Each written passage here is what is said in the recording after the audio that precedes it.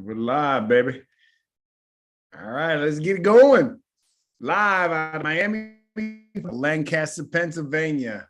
Welcome to the Jersey Boys Sports Talk, hosted by Byron Jones and Victor Arocho, produced by the Sportscast. Hope you're having a good evening this evening. My name is Victor Arocho. Please remember to subscribe to all our channels on the Sportscast, YouTube. We have a Facebook link, Spotify. We have a Jersey Boys podcast on Apple. And please, once you subscribe there, leave us a review on Apple Podcasts, on YouTube. Hit the notifications bar so that way you know when we're on, and then you'll be able to see other shows in the past. Actually, I'm talking. Can you hear me, Byron? Yes, I can. Okay, that's funny. My headset's not. Oh. Yeah, so I got my headset and the thing is not connected to my headset, so I got to fix something here. So welcome again to the Jersey Boys Sports Talk. We're getting excited today. It's postseason. We already know who the Super Bowl champions are. We got a few things we want to talk about. So let's get it going. How you doing today there, Mr. Byron? I'm doing wonderful. 70 degrees, man. 74. That was like a heat wave. Really? Yeah. Okay, now I got you on headset. Much better because it sounds better. 74. Wow. What are we in? February? Okay, so when is it going to go back down to like 30? Oh, Saturday. Oh my God. Yeah. That's why people get so many people get sick up there. Okay, so I didn't get any emails from you, so I won't hear anything. Yes, you did. I didn't get not one. You got a text, man. Text. Oh, Lord have mercy. All right, let me see the text. No.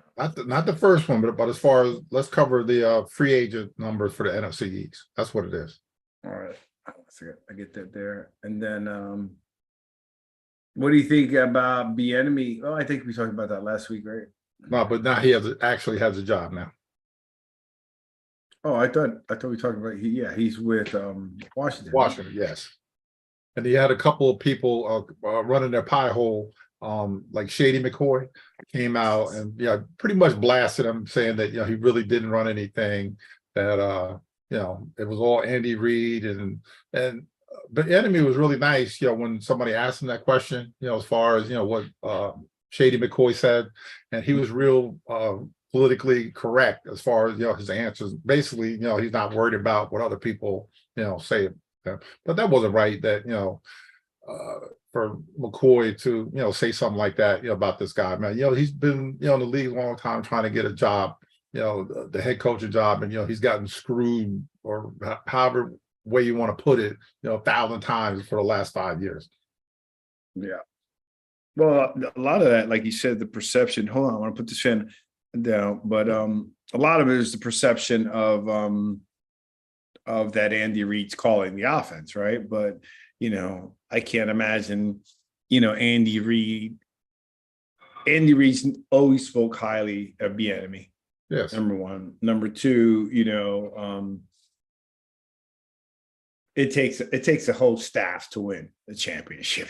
You know what I mean? And as the head coach, whether he's calling plays or not, I'm sure him and Bieniemy had a lot of input. Bieniemy also, as the offense coordinator, is probably running the plays during practice. You know what I mean? He's doing stuff. I mean, you can say whatever you want, however it is, but at the end of the day, I think that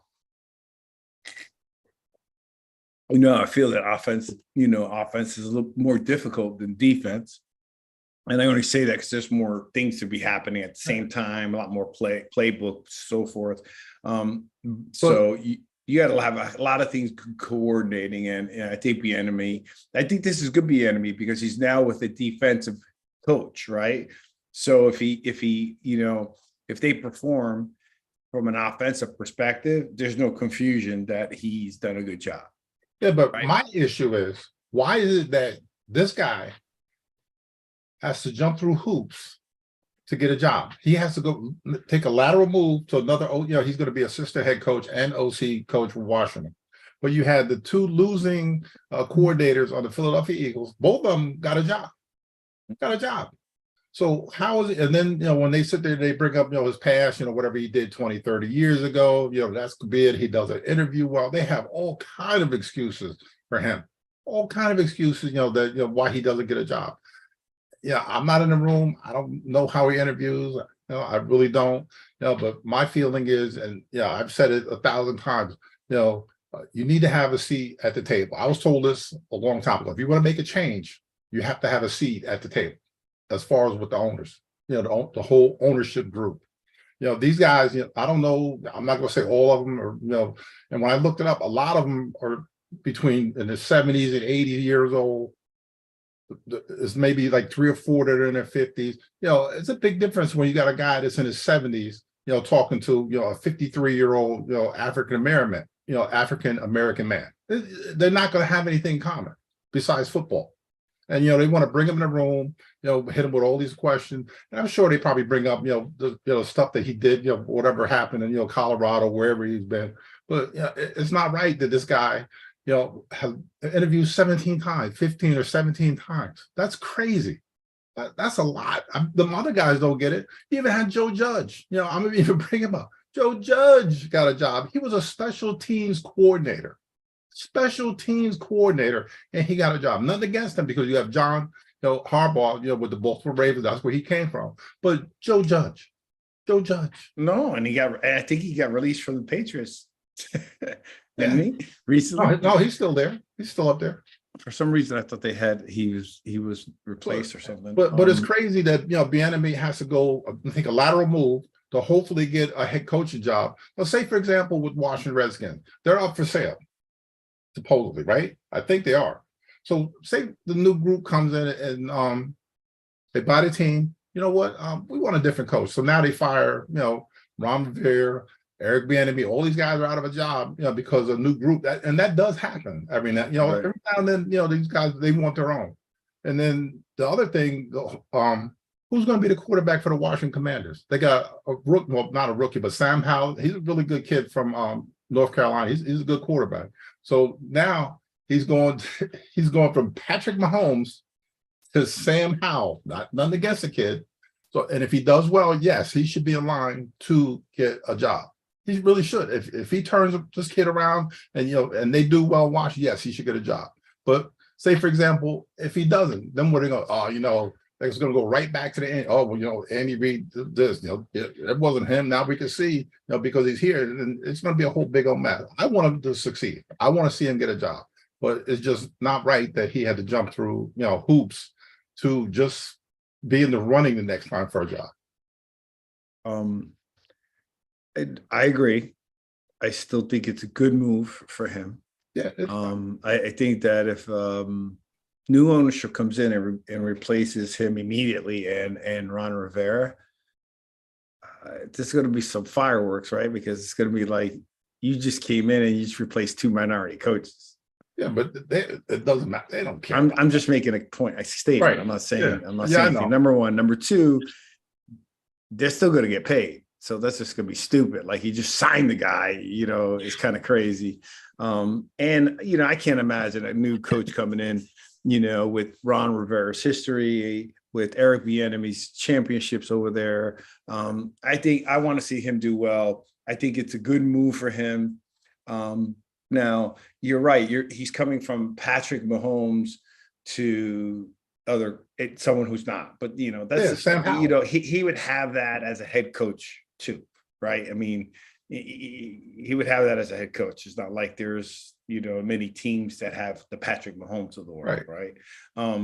But I do think that it's going to give him his chance to shine. Now, look, they've done pretty good with what they had when Tyler Heineke was in there. They had plenty of weapons. They really do. Right. So here's a chance for him to really shine. Right now, his is an opportunity to shine. Now, NFC East is still tough. It doesn't mean you can't put up a decent offense, right? Now their defense has to go, and the Redskins have been just right there. I mean, think about it. They made the playoffs with a losing record, and they were 1 game away from making the playoffs this year, right? So I think it's a good move, whether it's lateral. Hopefully, he got paid more. But I think it's a good move, and to be at Washington, it's just as I don't like the owner or some of the things of that organization. You have somebody waiting in the Zoom room? Kevin is Oh, waiting. we do. Yeah. I didn't hear the noise. No. Because I just got something from Santiago that he was in the waiting room waiting. Oh, I didn't see it. I didn't hear it. Tell something. Take Santiago. Tell him to come back in because I didn't see it. Okay. It's got to be on time. I didn't see it and hear it. Usually it pops right up. So I must have missed it when I was looking at something else. Well, we'll see. We'll see what happens there. So we got Bieniemy. Hey, what do you think about Jeff Saturday not getting the position at the Colts? He shouldn't have had it in the first place. Yeah, I think a lot of people. I think a lot of people will reckon. I don't know whether he should or should not had it, but I just I think it would have been alarming if he ended up being that head coach there, right? Dude, he came. Whatever the NFL live show, whatever he does, he came to the NFL live show in the middle of the season to coach an NFL team. That was crazy. So let me ask you a question. You made a comment before, though, right? You said that the 70-something-year-old owners, and you have a 50-year-old, right, African American person, right?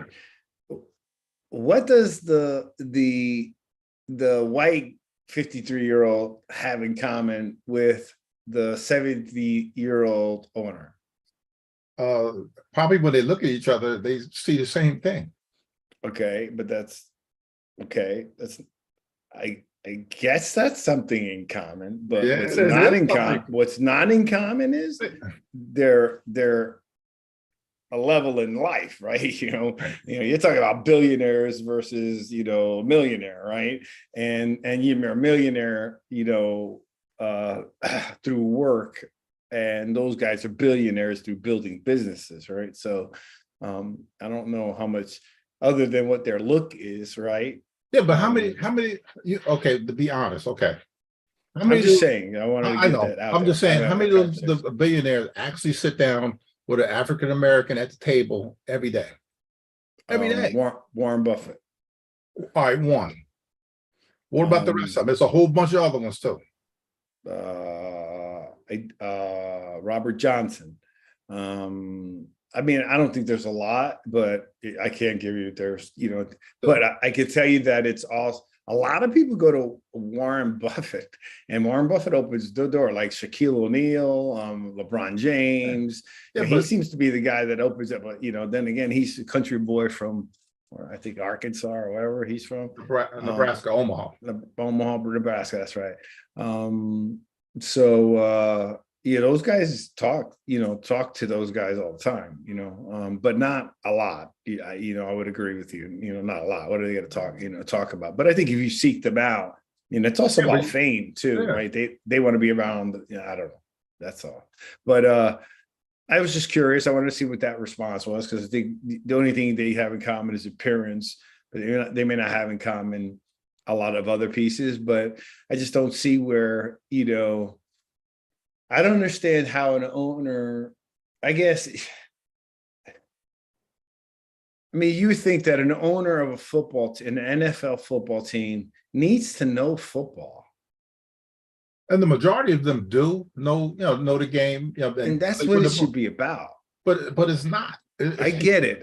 I'm not saying, I know it isn't, but I'm just trying to think, how is it that if you just forget about it, close your eyes and listen to like you're listening to a podcast, if you can't see the person, the intelligence or the schematic, or what is it that I would love to know, what is it, why they didn't get the position, right? Or why no, and I don't think we should isolate it either to an African American not getting the position. I would love them to be able to say, some of the reasons why whoever the ones they didn't pick didn't get the position. Yeah, but they specifically put in a rule, the Rooney Rule, for African, just minorities in general to get the jobs. They might as well take that to get the job. I thought it was only to be interviewed. Interview, job, whatever you want to call it. They might as well take that whole rule and like boil it up and chuck it in the garbage. Because it's like a flim flam. Look like with Brian Flores, what happened with him. Oh, well, you know what? We have to bring in, the African American or minority, to interview him, but we're still going to give the job, to this guy. And it happened. And what are you going to do about it? What can you do? They had a 32, they have the 32 cities or, teams in the whole world. There's nothing like it. They're their own little fraternity, and they basically do what they want to do. They have 2 minority owners, the guy from Jacksonville and the Buffalo Bills. It's 2 out of 32. Something happened here. What? Reopen some messages. Oh, that was it's my own stuff. What would make it? There's 32 teams, right? What would make it like feasible, or I don't know if that's even the right word. What number of African or minority coaches, right, would make it where everyone's saying, okay, now, it's open. It's never going to be enough, because you figure I think the number is like 70%, minorities play in the league, right? It's 70%. It's 70. You have, 2 minority owners, maybe a handful of, coordinators, and, but, most of them are position coaches, the guys that are, minorities that have. And it's just that don't blow smoke on my butt, tell them, oh yeah, if I do this, this, and this, and, I'm going to get, put in position to do this, because it's not true.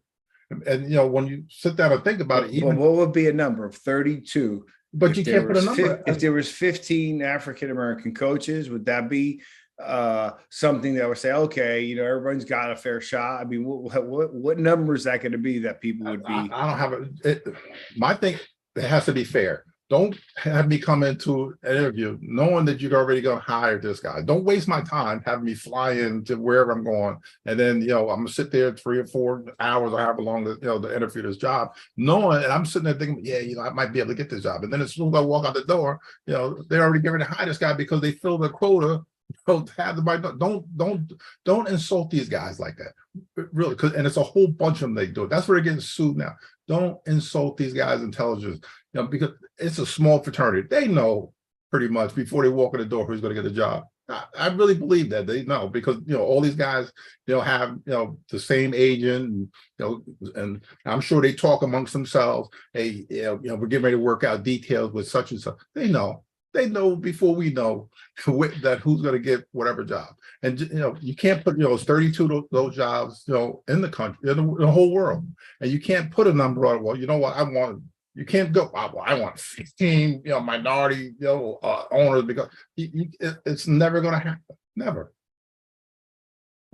You say it's never going to happen. Is your belief, or is it never going to happen? I mean, what's never going to happen?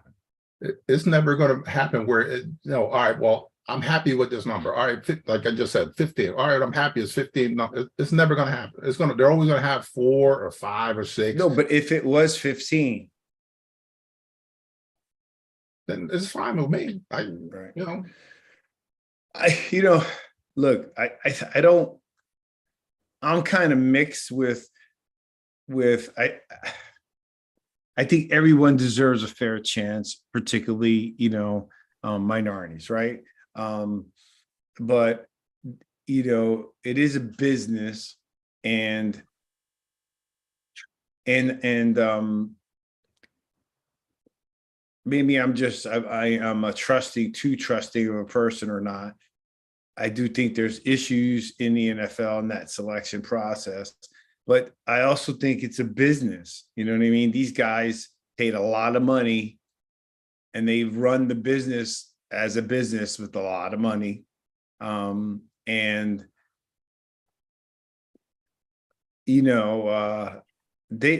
probably always thinking about who's going to be the next coach or not. You know what I mean? I think that you also don't want someone to get the position. how would you feel if someone got the position solely because they're African American? That's not right. The best person should get the job. That's the way I think. If you're Right. better than me, okay, fine, that's cool. I said, Okay, so don't and call then you're me. saying is don't interview me if you already know who you're going to get. Don't Yes. fly me in. But my question is then I'm just trying to go through all the components of what happens there, right? So the Rooney Rule is you have to at least interview a minority for a candidate, right? Right. That's the piece. You got to give them a shot to interview, right? And again, I go to Mike Tomlin. Mike Tomlin. They had already selected the coach they wanted until they met Tomlin, which was probably the best move they could do. But I just think that okay, you're a business owner, right? Let's just say, and the system is just crashing here. Quick. You're a business owner, right? And you're going to interview people. And when you interview people, you have 4 candidates that come in, right? And you have them scheduled to come in. You want to interview all these people. In the very first interview, you hit it off with that person. Sometimes the first interview gets it because they're the first one, the most memorable if they're good, right? If they're somewhat equal across the board, right? And you're like, that's the one I want, but let me continue going and interview these other people, right? That it happens in business today. Yeah, and it happened. And I sat in the room when we did our interviews. So I know the process. I've sat in the rooms for interviews. Interviews with officers to hire officers. Yes. Right. So you sometimes immediately, if they don't do a good job of scoring, right, you immediately kind of draw yourself to one of the candidates, right? But you're going to interview the other ones as well. So I'm just saying that, I don't know what's going to correct the issue. I don't know what's going to be good or not. Yeah, but the thing that's tough though is just the generational coaches. They take up spots for anyone. You figure you got the Belichick tree. You got Bill Parcells. You got Mike Shanahan. And I'm sure if you take those 3 guys, I bet you probably at least 15 or 20 coaches that fell under that tree. And then now you got Dable just hired his son is on the coaching staff now. Bill Belichick I think he has 2 of his kids are on the staff. It's all over the place. That's just what it's a small fraternity. And once they get in, but that happens in Hollywood too. Yeah, and it happens in the law enforcement too. Well, law enforcement is harder, right? You got to pass the test. But they still get in there. But how do they get in without passing the test? I'm just saying when they do pass the test, because we've had people where they got to pass training, right? They got to pass boot camp, right? So there's a little bit of weeding out. Very little. But where I see the problem is that the relationship offers them more advancement opportunities. I think that's what hurts, right? In outside of in the NFL, outside the NFL. But okay, so let's I don't want to believe then we can talk some more about this. One more thing. It also starts at the NCAA. People always sit there and don't talk about that one too. They have 133, D1 schools. Yeah, I think it's 10 or 12 minority coaches. So it's there too. It's just as bad, even worse. And then so but let me ask you something, Byron. So when my son was young, he was playing in we played in 2 football teams. Optimist, they call them Optimist, but it's like Pop Warner, but it's Optimist, right? Right. And I'm not going to mention their names and so forth. So we went one where it was close to the house, right? But it was except for it was in another town, and that area was a little bit rougher, right? Town. Okay. And So I called my buddy who, God rest his soul, played for the NFL. And there's even, you got to watch this show called The Bull, The Year of the Bull. All right, it's about this athlete from Northwest Miami, phenomenal football player, massive guy. But so when we were coaching, when I was there, my son was like 4 or 5 years old. Those coaches were so rough on those little kids. Okay. And these were minority coaches. Okay. And like bad, right? That I can't, I don't want my son subject to this, I mean, I remember playing, our coaches were rough. I don't remember, but I never played that young. I wouldn't have, I've never had a coach speaking to me. He was 5 and 6 years old. Wait. We played at Perth Boy, right? You don't remember some of the cussing out, some of the stuff that some of them coaches did? They were a little extra there too. Yeah, I played in high school. I didn't play the Raiders stuff. No, I'm talking about high school. Some of the coaches we had, I'm not saying they were all great, but it was different like with us because most of the coaches had like a personal relationship with your parent. They didn't do what I saw here, right? They didn't like what I saw here, and then doing it to 5, 6, 7, 8, 9, 10, 11, 12-year-old kids. No good. And then my last straw is I was at a game and I was there helping out coaching, and I'm on the sideline, and a mom came up to talk to her son, and the son either like sticks his teeth or rolled his eyes, and his mom just slapped him across the face in front of everybody. Okay.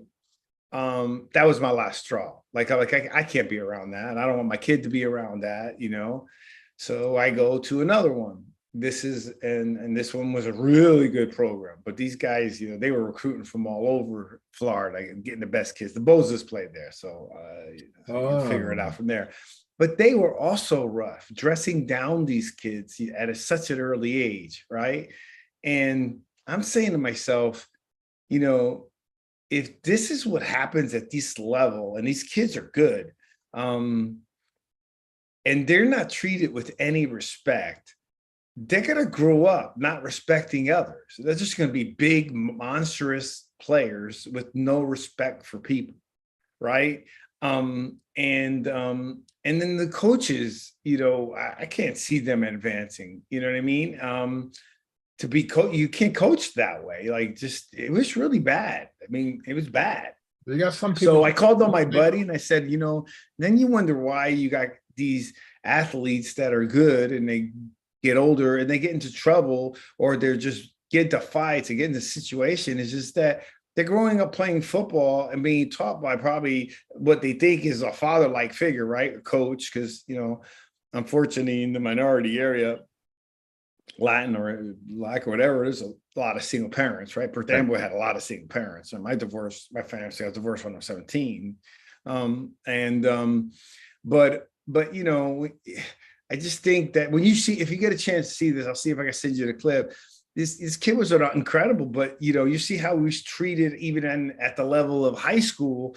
And, so he had no respect for anyone, but this kid was a monster. So now being a monster athlete and, the only thing he knows is people treat him like crap. So he's going to treat everybody else like crap.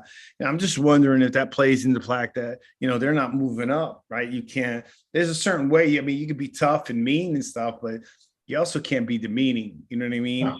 No. And they produce a lot of these kids are incredible athletes, but they were just not, I think they would have been great anyways. They didn't need to be dressed down. Does that make sense? Yeah, that's just some coach's style. That's just what they do. But I saw it too much in these areas. It couldn't have been a coincidence. You know what I mean? And I don't think any of those coaches went any further, right? So I just think that there's I think they should do a better job of coaching coaches at lower levels. Yes. And when they do that, they'll get the opportunity, because some of these coaches have coached like the Bozos just having consistently win champions. Now, granted, it's Pop Warner or whatever, but they're producing really good football. But if they're not coached well, and as a coach, how do you expect to move up? Right? It's just my opinion. And because it starts also with, you need more coaches, minority coaches in college. You need more minority coaches. It goes all the way down. One big cycle. It's one big piece, right? Okay. And when from the kid piece, that's a little hard just because, you actors do it, musicians do it, it's just that it is what it is. But then you got, like the Terry Bradshaws of the world who has, 4 girls, right? I think Belichick only, somebody, well, a lot of these guys have all girls. It's funny how they're, just testosterone driven men who have just a bunch of girls, right? Okay, so let's cover the big elephant in the window right now, bro. That's sitting in the window, which is Daniel Jones and the $45 million allegedly that he was asking for. I just read about that, and I don't know which one's true or not, but they're stating that he didn't really ask for that. Because he changed agents too. I think he was with CAA, and then he changed to Athletes First, which has like Rodgers and all those top quarterbacks. I think I forgot who the other one is. It true that they were thinking about the Ravens are trying to grab him too? Or I read that, but sometimes I don't believe any of that. You read Ravens are looking at Daniel Jones now because they don't know if they're $100 million away. That's like the signing Lamar Jackson, but Daniel Jones asking for it. I just read it now. Look at, I just pulled it up because I knew you were going to come up with news for Daniel Jones. Well, that started on Monday. They're saying that wasn't true. He never asked for that amount of money. Because I kind of believe him. Because their agent probably put it out there. Like the agency that he left probably threw that out there to make it seem like he's a bad guy or whatever. And they do it. Mess up with the agent that he has now. Daniel Jones doesn't seem like that kind of guy that's going to know. How's he going to ask for $45 million? I think he's going to get paid, but I don't think he should get $45 million, right? What do you think? What do you think is a fair contract? What do you think he should get? Kirk Cousins is at 35. Mm-hmm. Then Tannehill is in that 30 range, and then you got all them other guys are in the 40s. What do you think is fair? Yeah, I don't know. You talking that kind of money? Shoot, I don't know. I mean, I think he's Would you give him 35 million? I'd give him maybe anywhere between maybe 30 and 35. Oh, you're undercutting him.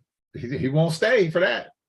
He's got to be at least Kirk Cousins, 35. That's the number. I said 30 to 35, right? Well, you're a little low with that 30, man. That's a little low. It's just that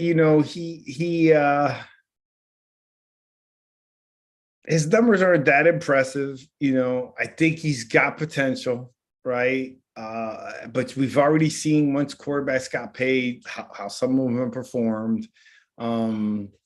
He did have a great year this year, but the Giants in general, overperformed what people expected. So, I just don't want to leverage the team is the only thing, right? We need a lot of work. I'm gonna throw a number out there. 5 years, $198 million. How much guaranteed? 100. All right. Well, what I didn't know is that, Patrick Mahomes, do you know Kansas City is stacked again? You know that, right? Like they got money and picks. Yeah, but look at the way his contract set up. But the way they set his contract up, even though it's massive, it goes down, right? So he's saving it, right? So now he's got room. So pretty interesting on that. Look, hey, I don't want to change quarterbacks. I don't. I want to keep Daniel Jones, right? Unless something else out of the ordinary, but I don't want to leverage the team. We still need a lot of work. Yeah, because the problem is they might not be able to, because Saquon won't get off the number. I think they said they offered him 12 or something like that. And I think the top running back is like McCaffrey's at 16. And then you have all the other guys, behind him, and he wants to be a little bit more. And they can't, for some reason, I don't think they're going to get to that number to keep him, because they either got to sign him or franchise him. It's one or the other. They can't do both. It's going to be one or the other. You know how much I like Saquon, but at the end of the day, like you said it, right? He hasn't played a lot in the NFL. Yeah, but when he plays, he's special. Good, but do you pay someone to play, or you pay someone to be only special like half the time? Yeah, but okay. My problem is, okay, all right, we're going to give you 12. We're not going any higher than this. Let's put you right in the middle, with everybody else. If you don't want it, all right, see you around. So who are you going to replace that 12 or 1,300 yards with? That's the problem. I understand, but he's also been hurt a lot. Number one, right? So he's scary for me, right? I'm scared like that he's going to get hurt. Like I'm not convinced he's he's an Iron Man, right? Like what did they say about Patrick Mahomes? I think he missed 1 or maybe 2 games. Yeah. I mean, that's some durability, dude. You got to give him that. Running backs are running backs. I just think that you don't know who's going to come. I know Saquon is special, but he's been special 2 years out of his 5 years. Yeah, but then okay, they let him walk. So Breida, the second guy, he's a free agent too. Mm-hmm. The third guy is Brightwell. So that's what they have right now would be their starter. If they let them two go, that's who their starting running back would be. Is Gary Brightwell. He played a little bit, and he can be possible. Well, let me ask you a question though. What can't they? It's like what was I going to tell you? So I was watching something, and it was Matt Damon, and Matt Damon. It was it's titled Matt Damon gave up $280 million. Okay. And what happened is James Cameron came to him and wanted him to be in Avatar. And you know how big Avatar box are. Okay. Huge. And he goes, look, but I want to pay you. I'll pay you 10% of the box office. Right. And Matt David was like, I was doing Born Ultimatum, and I was thinking about it, but 10%, I forgot how he did it. He's very humble about it. He goes, well, I'm going to go down in history as the guy who gave up $280 million. Right. Okay. So, incentives, and a lot of actors are doing that now. Like Robert Downey Jr., made his comeback in Iron Man. Right. And he didn't get paid much in his first Iron Man. Right. And then in his second Iron Man, and the third one, he got paid more, but he took a lot less than what he should have gotten because of how well Iron Man did. Right. But he got the box office piece, right? That made him like $500 million, right? So what happened to incentives? Why can't I get you to? Okay, so then how come I can't give you 12 million and then give you the incentives to get you to 4? That's all written in there. You figure, win MVP, rushing title, whatever, all that stuff is in there. All that stuff is see, but these guys, but that's above what he wants. Like the 12 million, then a little bit more change. But the problem is, like, what is New York City? New York City is the media capital of the world. Mm-hmm. These guys, I don't know how they think. Like Saquon seems like he has a personality, as far as making money, outside of football. He's likable. Yes. He's a likable guy. And, being in New York, he can do even more and make even more money, being in New York City. And Strahan has said that. Says Strahan he goes, I've got a lot of opportunities because I played for New York. Yep. And won in New York. And won a Super Bowl. Yes. And then Daniel Jones seems like I don't know, like an Eli kind of guy. Now we're figuring out that Eli is pretty funny. Eli and Peyton, doing their thing. They are pretty funny. They're And awesome. maybe they're great. And then maybe Daniel Jones is the same way. He keeps that stoic face going on because he wants to do the right thing, say the right thing. And he does have the poster boy look, as far as to get commercials and all the other stuff in New York too. And these guys need to, I don't know if they are or whatever, but think along those lines too. Well, hey, if we win in New York together, we're gonna own the city. Yeah, you got more afterwards, right? There's more and Strahan has said that lots of times. Look at all the things. The attractive thing to New York, playing in New York, one, you got to win, and two, you got to perform. But the opportunities you get because you're playing on these teams, post football opens way more doors for you.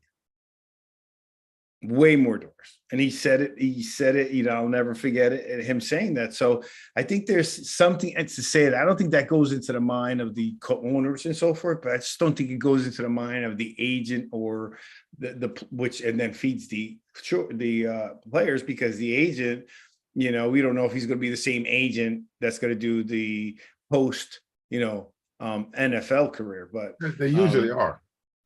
Yeah, well, he changed during the year, right? So I don't know if they're the same kind of media agents and so forth. But so anyhow, okay, let's keep going. So we got Daniel Jones, we got Saquon. We still got to work on our line, man. We still got to work on our defensive backs, right? We still, and receivers. Don't forget them. We need receivers, right? At least consistent receivers. We need players on the field. So there's still some work the Giants got to do in the offseason. So we'll see what happens and what that's going to bring. I think Philadelphia is going to be good again. Freeze with that one. Why? I'm going to tell you, I might as well blow up the Philadelphia Eagles have 20 people that are free agents right now. But we have 18.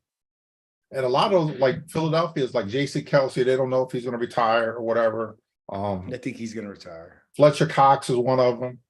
Well, here, let me get there. Well, hold on. Let's back to the Giants. The Giants are the only team that kept all their coaches. Yeah. Well, they lost the running back coach. Okay, but I'm glad that Wink and those guys stayed. I think they see something there. You know what I mean? They're going to make their name to turn the Giants the way they did around playing for the coach of the year. That Dable seems like a really good guy. I'm glad to see the coaching staff stayed intact, at least offensive coordinator, head coach, and defensive coordinator. So these are guys the Eagles are going to probably free agents. Fletcher Cox, Brandon Graham, big time defensive end. Jason Hargrave is going to get paid. Kelsey might retire. Bradbury. Salamalo, one of the guards, a tackle, Dillard, TJ Edwards, a linebacker. Sue is a free agent. Linville Joseph, Byron Scott, the giant killing running back. He's a free agent. Miles Sanders, their starter running back, he won't be back. Chauncey Gardner Johnson, the safety, he won't be back. Gardner Minshew, your favorite guy. But yeah, they're gonna have a lot of holes to fill, but they also have two. Well, that's if just because they have that many free agents doesn't mean every one of them are gonna leave. Yeah, but they don't we have a lot of cap stuff. I think we have like $44 million, whatever. They have 4. And the Cowboys are even worse. They're 10 million in the hole. Ooh, how many free agents? 18, like 18 to 20. They got a bunch of them. So that means it's a good move for Bieniemy, and it's a good thing for the Giants. Well, Washington has a bunch of them too. They got like 18.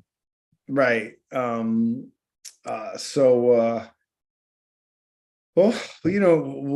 I guess time will tell, right? But I think the NFC East is going to be pretty good for a bit. I think next year will still be pretty good. They won't be that really, really bad as it was 2 years ago. I think Dallas is just going to be Dallas.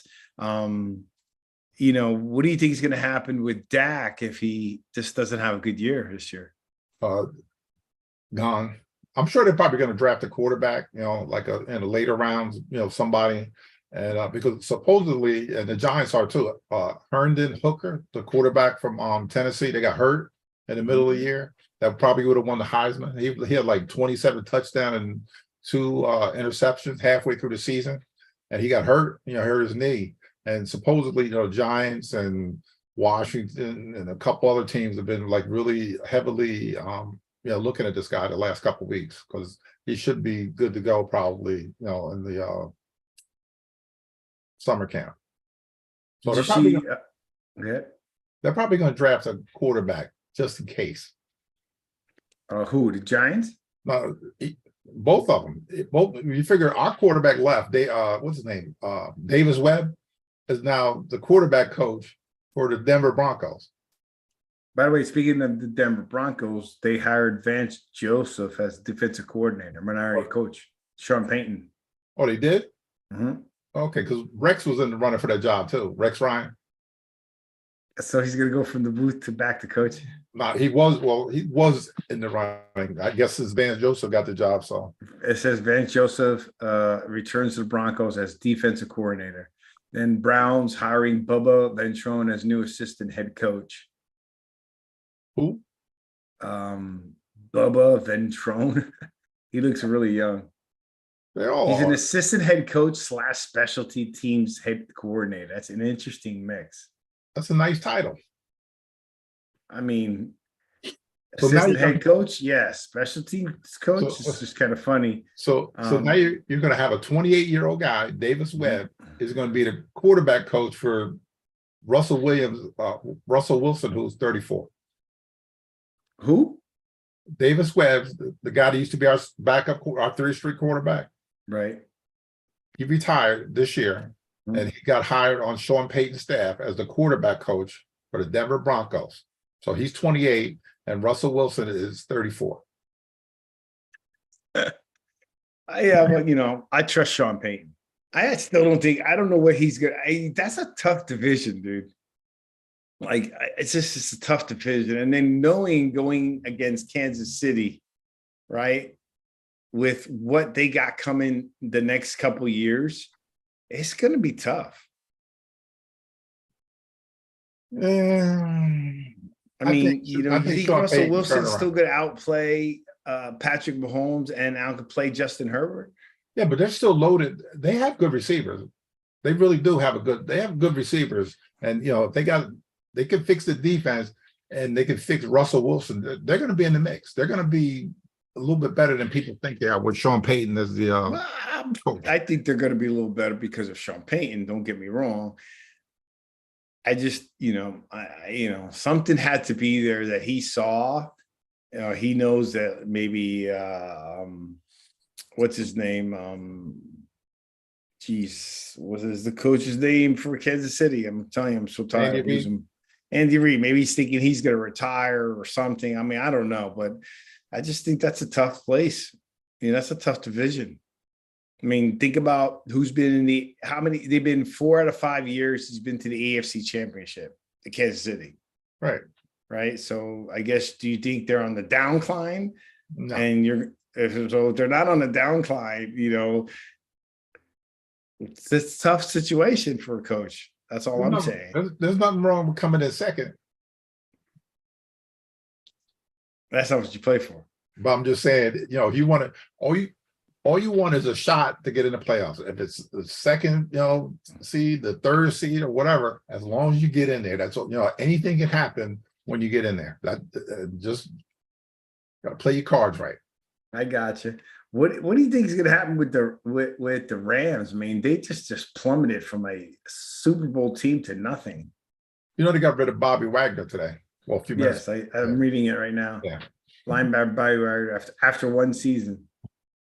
Right. Look what they did though. They took all their chips for the Super Bowl run. They pushed them all into the middle. Yep, we're going for it. They traded away pick. They don't have a 1st round pick until the year 2030 or whatever. They traded away the picks because they put up all their chips in. We're going to make a run now. Either in or out. They won the Super Bowl. Now they got to dismantle the team because they got all these high price. Bobby Wagner. You got Jalen Ramsey. One's out of there. Aaron Donald. And you got Stafford is still there. They got Cooper Kupp. And they got a lot of veterans that are making a lot of money. So they're going to have to do a lot of slashing. Yeah, I just, Kansas City still seems tough, man. Don't sleep on the San Diego Chargers with my man Justin Herbert.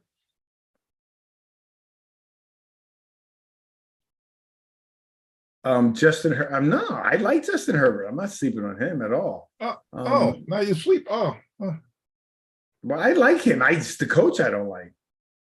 Well, they got Kellen Moore now as the offensive coordinator, so it's going to be Air Coryell rehash with Kellen Moore out there. Oh man. Well, they said that Kelsey just agrees to a massive terms on a massive 4-year extension. I think he deserves it. That guy's really good. What, Travis? Kelsey. Well, it's Travis, another one. So Jason, which one? Travis? It's got to be Travis.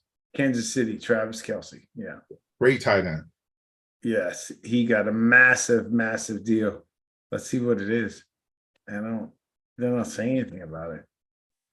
It just says he's got a massive deal, and then it's a video. I don't want to hear the video. So he's got Kelsey. You knew that was going to happen, right? I mean, these guys that are all stay making money. That's the only thing that could hurt them. But you said they got cap space, right? Yeah, they got a little cap. Yeah, because of the way Patrick's contract is set up. And then most of the guys that they have are lower round pick guys, and they're not paying a lot of money right now. And they come there and they perform. And they win championships. Look at the running back, Pacheco, for the Chiefs.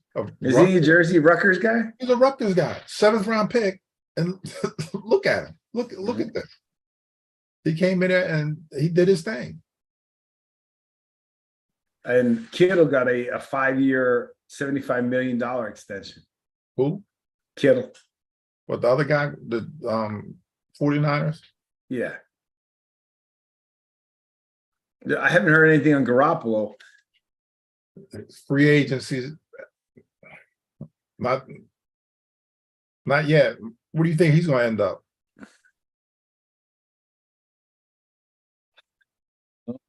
I'm gonna throw this one at Tampa Bay. That would be good. Yeah, that would be good for him. I think he's a winner no matter where he's going. Well, you can go down. You get Jimmy G down. You can start hanging out with him. Start playing golf with him. The usual stuff like your buddy Tommy. Tommy. He's going in the booth. Yeah, we're gonna see how that works out. He's getting in the booth. I think he'll do all right. He's got the personality. Okay. Yeah, but he took it from our guy, man, Greg Olson, man, the tight end. He's a Jersey guy, man. We don't let fellow Jersey guys get booted out of. He did a good job. He didn't get booted out. Well, he got all right. He went from the number 1 guy to number 2. Okay. Come on, he wasn't that great of a commentator. Yes, he was. I think he had to take a pay cut too. That I know. He had to take a pay cut. So come on, man. Come on. Show the Jersey guys some love, man. I thought he was a good commentator. I think he did a good job. And now he gonna get kicked to the curb, by this guy. He's not getting kicked to the curb. He still got a job. He's still right. But he's not the number 1 guy. So now we're gonna have to sit there and listen to Tom Brady, on Fox or whatever network is gonna be on, and listen to him, talk about the 55 records that he has and touchdowns and all this other stuff. Man, I don't want to hear all that stuff. Hey, the Jaguars cut Skeletor, Mike Lennon. I wonder why. Oh my God! I'm surprised he's not a job as bad as he was. Listen, man, I get. We should do. I'm gonna set some. We gotta talk and do some planning. And let's do, for during the off season, talk some of the football, but maybe do some highlights of some of the players we want to highlight. Right. And talk about their history and this and that. But I'd also love to see go into who are the second and third string quarterbacks for all the teams. Right. Because now I'm very curious because of, with Colt McCoy, Geno Smith, these names coming up. I heard Geno Smith's looking to get traded or something. No, he's getting ready to get a big fat contract. Oh, okay. See what I mean? There's like this news that comes out that this Geno was comeback player of the year, man. Come on, man. He get ready to get paid. Hey, I'm happy for him after 10 years. I mean, Yeah. Well, see what happens when you have a good running game, a good offensive line, and you have a good defense. We'll see what you can do. And a good coach. And because you got to admit, like, you don't tell me you could. I don't think anyone could expect Geno Smith to make the Pro Bowl. No. And I don't think anyone expected Seattle to be as good as they were losing Russell Wilson. No. Right. So that's coaching. Yes. Okay. That is definitely coaching. And the fact that your quarterback makes the Pro Bowl kind of diminishes the thought that Pete Carroll being a defensive-minded head coach can affect the offense. Throw that right out the window. Because, I mean, if that's true, just how does your quarterback make the Pro Bowl? Especially a quarterback that's been in the league for X amount of years and really hasn't done anything and was a number one pick. He's got the talent, but just, I was glad for Geno Smith, to be honest with you. Yeah. It's nice to hear those names. So definitely we want to go back into I just want to see who these guys are that are still around. And so I'm not so surprised when they pop up, right? Don't forget about our one guy tonight for our Jet fans, Mr. Joe Klecko, finally getting in Pro Football Hall of Fame. Awesome. I like him. I've been Klecko is a man's man. He's a football. Especially when my father insulted him one time, but that's another story. Yeah, you were telling me that. But yeah, you're always going for Klecko. I like Klecko. He's a Jet fan, but I think Klecko's done a great job. He was a great player. Didn't you say he was nominated for all three positions? He was a all pro, all three, nose tackle, defensive end, defensive tackle. Only guy ever. That's pretty impressive. And so we'll see what's coming up. What do you see coming out of college? Anything exciting? Well, what I've been saying a long time ago, I've been saying it for now, when they go to the combine, they're going to actually see how small Bryce Young is. And maybe that might become an issue because he's small. He's still a great talent, great talent. And they try, like this morning, they try to compare him with Kyler Murray. Kyler Murray he kind of thick. He got a little girth, not fat, but he got a little size to him. Well, he's a baseball player. Baseball players usually have big legs. Oh, but when you look at Bryce Young, he doesn't look like that. So when he goes to the combine, they're going to see actually, how big or small, he really is. So, we'll see. He should be the first player taken, in the draft. But you also have Justin Fields at Chicago. So it's going to be kind of, do you trade the pick? Do you take Bryce Young and get rid of Justin Fields, even though he did well with half a team? So Chicago's going to enter. They have a ton of cap money, a ton of it, and they got they're rolling dice. So they could either trade it, for a ton of picks, or take somebody else. What do you think? What do you think was going to happen with Brock Purdy? They're saying that the inflammation in his arm didn't go down yet. So he hasn't had the surgery. So I don't know how long, maybe like a pitcher's thing, and maybe it might be a while because, you figured, what is it?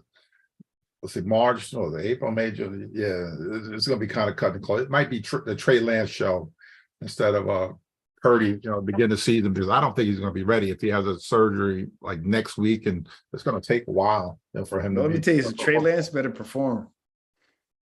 Yeah, especially after they gave up a ton of picks for him. And he better perform. That's all I got to say. Now, the odds are high because of the fact of that team, right? But he's got to perform, because they're going to make a big mistake, letting a guy like Jimmy go. If that don't make sense, if he doesn't work out. So let's hope that he works out. I always want to see those kids do well. But we'll see what happens. So we got some time for football to go over some other stuff and things that are going to happen, and watch what happens in college. Obviously we got to watch USFL for Andre. right? XFL, yeah. So I picked some of that up. We'll talk about that. Interesting how that's going to go. I'm not too big on the XFL. That's already started. I think it started last I weekend. watched it last week. It's all right. It's not bad. Was it? Did you see how they go? I was reading the rules, how they pick the think coin. it's cool. You see the coin toss? They got to run for the ball. Who gets it's like dodgeball. But the other thing, the way you kick off the ball, they're not going to have all those crazy. They're lined up 5 yards across from each other, all the way on the other end of the field, and it's pretty. And they can't move until the guy catches the ball to return the kick. Okay, wait. They're on the 5 yard line. The whole no, not the 5. I think they're like the 30 or wherever they are. But the kickoff team is lined up all the way across on one side on the 30, I think it is. And the other, the receiving team is lined up on the 25, and they're facing each other like gladiator stuff. They're all lined up, all 10 of them. Well, 10 of them are lined up. The kicker is back, where he normally kicks from. So he kicks the ball to the receiver, and they can't engage each other until he catches the ball. And that's the way they kick off. And why do you think isn't that more dangerous? You're giving them more time? No, because you figure like a regular kickoff, you're running full speed. The second the ball's kicked. Huh? You're running full speed the second the ball's kicked. Yeah, and you're running, you got a 40-yard, 50-yard run at this guy catching the ball. So that's where most of the accident, the things have happened. But now, because but now the guy now as soon as the guy catches the ball, everyone's running. And everyone's at full speed, even the runner. But you don't have that much. You're on the 30-yard line. You're on the other side of the field, the 50. You're down at not the other side. You're closer to the end zone. So I'm sorry, you didn't say. So you're on the opposing team's 30. Yes, something like that. Yep. And the receiving team is on the 25. I mean, they're that close to each other. Yeah, they're 5 yards apart.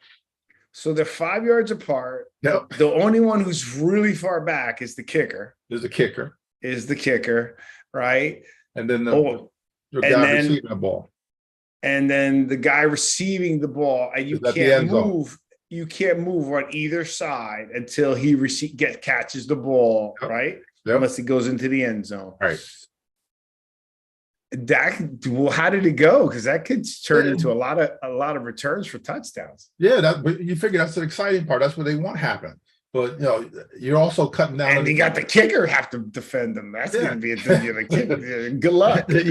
Once it gets past the initial line. Because it's not,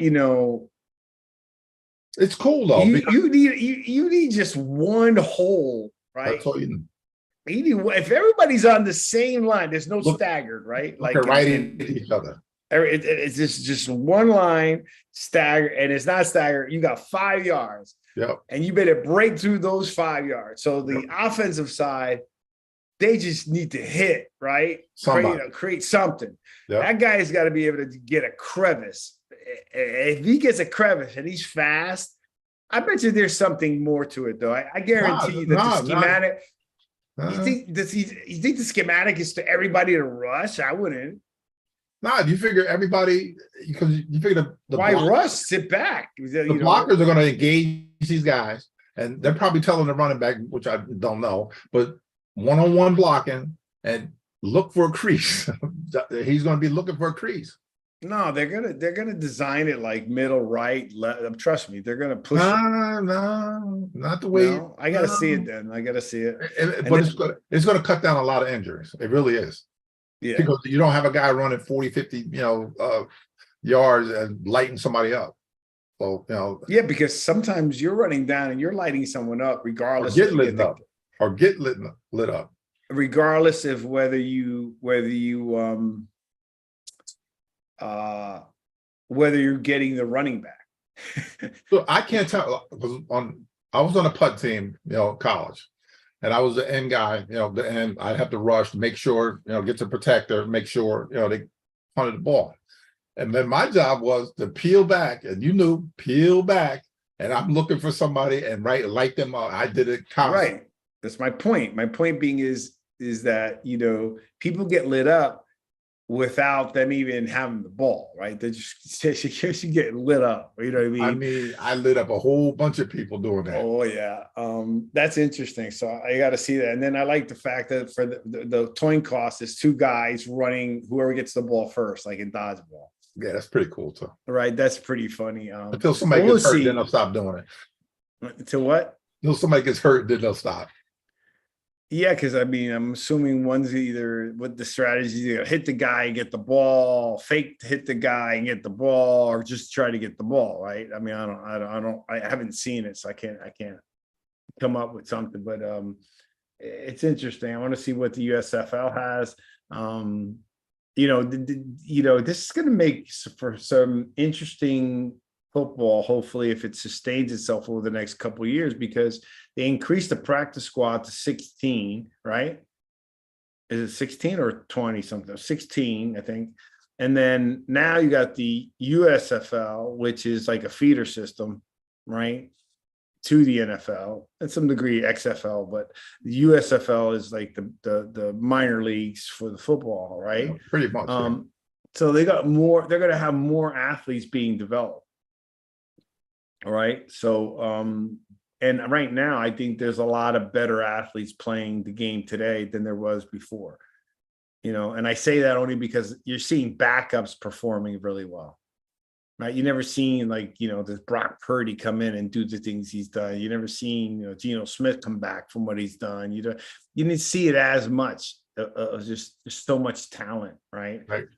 So we're going. All right. Well, let's wrap this up because we don't want someone calling in and be in for another hour.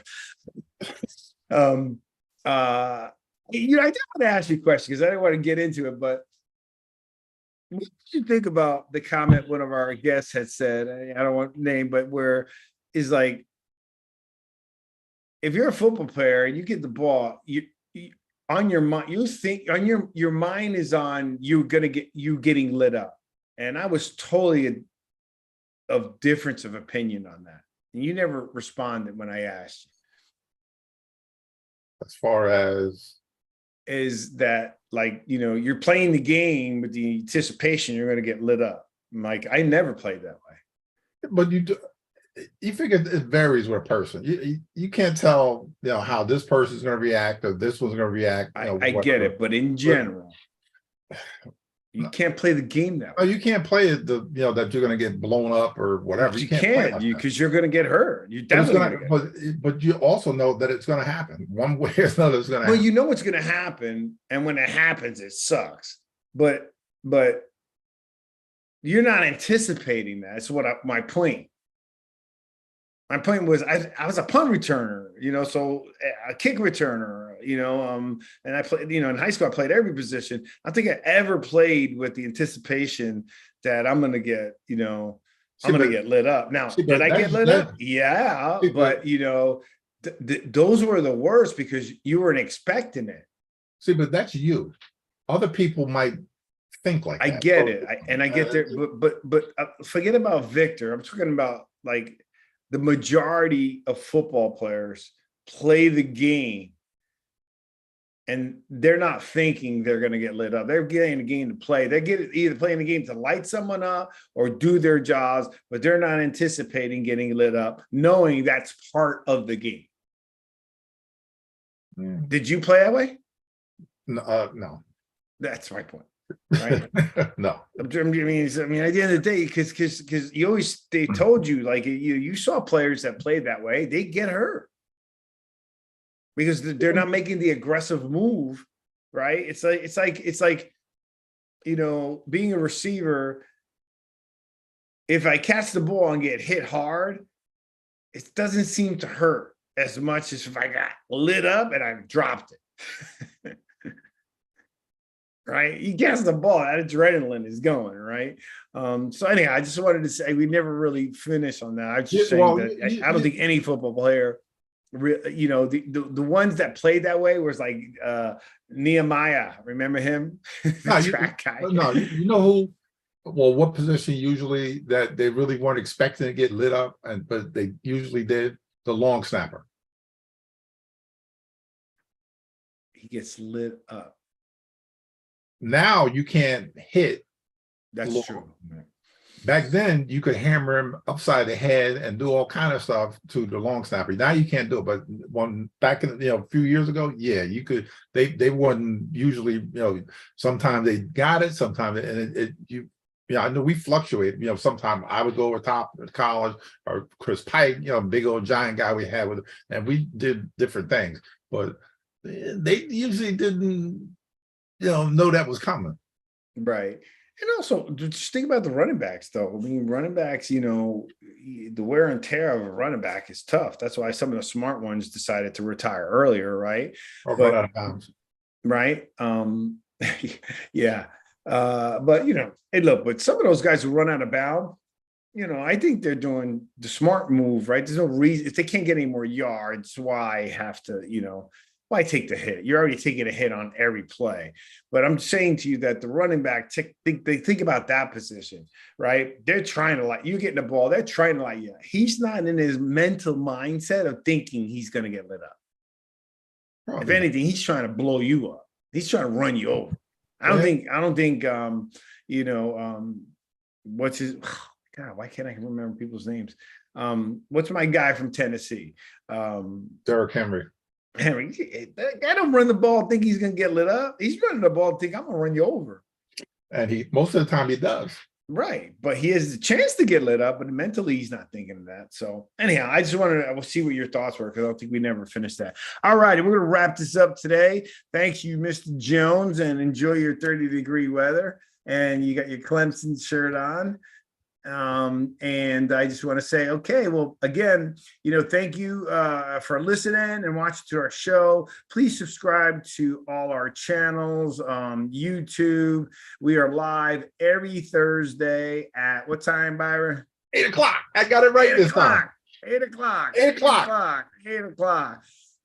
Please don't forget to subscribe. Please also remember to go and download subscribe to our podcast, our Apple Podcast, the Jersey Boys Podcast. Leave us a review. It'll help us out tremendously. Join us next Thursday at 8 p.m. We'll probably have some more special guests. Apologies to Kevin Tyree. For some reason, we had some technical difficulties. He wasn't able to join today. And we're looking forward to, talking some more football. Please leave some comments in the YouTube channels, comments on some of the things out there. If you guys have questions, or you have questions about your team, let us know. We'll talk about that. Yeah, Mock draft is coming.